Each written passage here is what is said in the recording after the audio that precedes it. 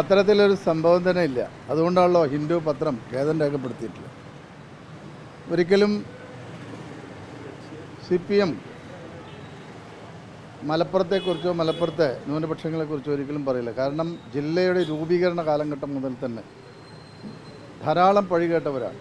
കാരണം ജില്ലാ രൂപീകരണത്തിനെതിരായി അന്ന് കോൺഗ്രസ് പാർട്ടി അടക്കമുള്ള എല്ലാവരും എതിർത്തപ്പോൾ ആ ജില്ലാ രൂപീകരണം സാധ്യമായത് അന്ന് ഇടതുപക്ഷ ഭരണം കേരളത്തിലുള്ളപ്പോഴാണ്.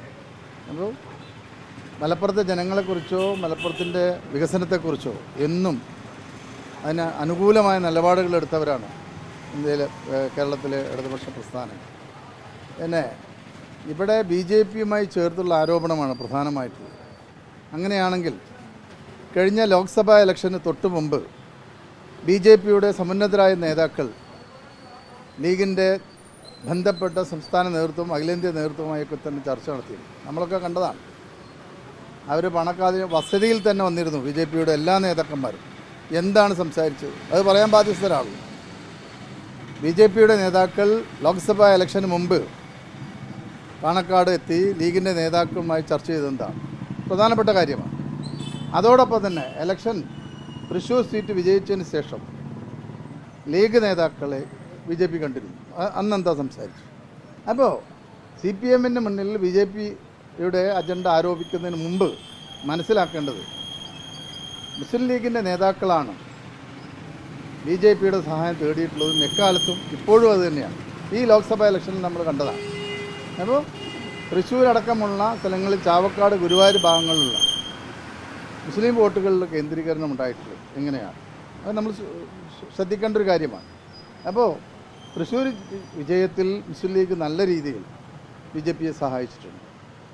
ആ ചർച്ചകളാണ് ഇലക്ഷന് മുമ്പായി BJP നേതാക്കൾ പാണക്കാട് വന്ന് നടത്തിയിട്ടുണ്ട്. അത് സത്യമാണ്, അത് പുറത്തു വരാത്തൊരു സത്യമാണ്.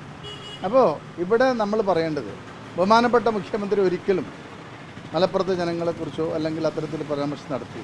അദ്ദേഹം പറഞ്ഞത് രാജ്യവിരുദ്ധമായി വരുന്ന പണം പിടിക്കുക അതൊരു സാധാരണ സംഭവം. രാജ്യത്ത് നിയമമാണ്. കള്ളക്കടത്ത് പിടിക്കുക, കള്ളപ്പണം പിടിക്കുക, ഇതൊക്കെ രാജ്യത്ത് നിലവിലുള്ള നിയമമാണ്. അത് നടപ്പിലാക്കുന്നതിലപ്പുറം മറ്റൊന്നുമില്ല. അതിനെ മറ്റൊരു രീതിയിൽ വക്രീകരിച്ച് മാറ്റരുത് എന്നുള്ളൊരു അഭ്യർത്ഥനയാണ്. ഇപ്പോൾ മലപ്പുറത്തെ തള്ളിപ്പറയാൻ നമ്മൾ ആരെയും സമ്മതിക്കും. അതാരാണ്? പ്രത്യേകിച്ച് കമ്മ്യൂണിസ്റ്റ് പാർട്ടി കേരളത്തിലെ ഇടതുപക്ഷം ഒരിക്കലും അത് ചെയ്യില്ല. അപ്പോൾ മലപ്പുറത്തെ തള്ളിപ്പറയുന്ന ഒരു രീതിക്ക് നമ്മളൊന്നും കൂട്ടുനിൽക്കില്ല. അത് മറ്റൊരു കാര്യം. പക്ഷേ ഇപ്പോൾ അത്തരത്തിലൊരു സംഭവം ഉണ്ടായിട്ടില്ല. അപ്പോൾ ഇല്ലാത്ത കാര്യങ്ങൾ പ്രചരിപ്പിക്കുക എന്നുള്ളത് ശരിയായ രീതിയല്ല എന്നുള്ളതാണ്. അത് ഏത് നേതാക്കളായാലും. ഇപ്പോൾ ഇവിടെ ഇത് പറയുന്ന PR ഏജൻസിയെക്കുറിച്ച് പറയുന്ന നേതാക്കളുണ്ടല്ലോ, അവരാണ് പറയേണ്ടത്. ലോക്സഭാ ഇലക്ഷന് മുമ്പ് ഞാൻ ഒന്നും കൂടി ഉറപ്പിച്ച് പറയുകയാണ്. ലോക്സഭാ ഇലക്ഷന് മുമ്പ് പാണക്കാട് സന്ദർശിച്ച BJPയുടെ സംസ്ഥാന പ്രസിഡന്റ് അടക്കമുള്ളവർ എന്താണ് ചർച്ച ചെയ്തത് അതുകൂടി പറയാനുള്ള ബാധ്യതയുണ്ട്. അപ്പോൾ നമ്മൾ ഇത്തരം കാര്യങ്ങൾ പറയുന്നില്ല എന്ന് കരുതി എല്ലാം കൂടി അങ്ങനെ ആരോപിച്ച് രക്ഷപ്പെടാമെന്ന് ആരും കരുതണ്ട. നമ്മൾ കണ്ടല്ലേ, നിങ്ങളൊക്കെ റിപ്പോർട്ട്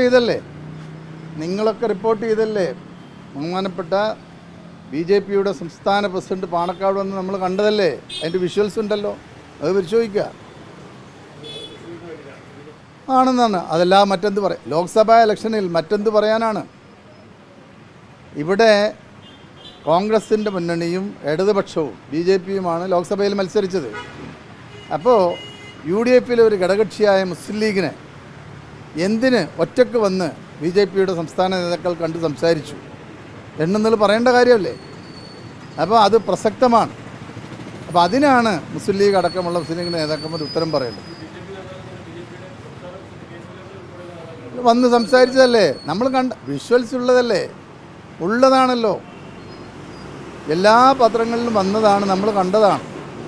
അപ്പോൾ അതാണ് വെളിപ്പെടുത്തേണ്ടത്. അല്ലാതെ മുഖ്യമന്ത്രി എന്തെങ്കിലും പറഞ്ഞു എന്നല്ല. മുഖ്യമന്ത്രി അങ്ങനെ പറഞ്ഞിട്ടില്ല. ഏതെങ്കിലും പത്രം എന്തെങ്കിലും റിപ്പോർട്ട് ചെയ്തതെന്ന് വെച്ച് അതിൻ്റെ ഒരു വിഷ്വൽസോ ഒന്നുമില്ല. അപ്പോൾ അദ്ദേഹത്തെ കുറ്റപ്പെടുന്നത് ശരിയല്ല. അതൊക്കെ വെറുതെ പറയുന്നതാണ്. നിങ്ങളറിയാത്തൊരു PR ഏജൻസി കേരളത്തിൽ വേറെ വർക്ക് ചെയ്യും. നിങ്ങളറിയാത്ത PR ഏജൻസി വേറെ.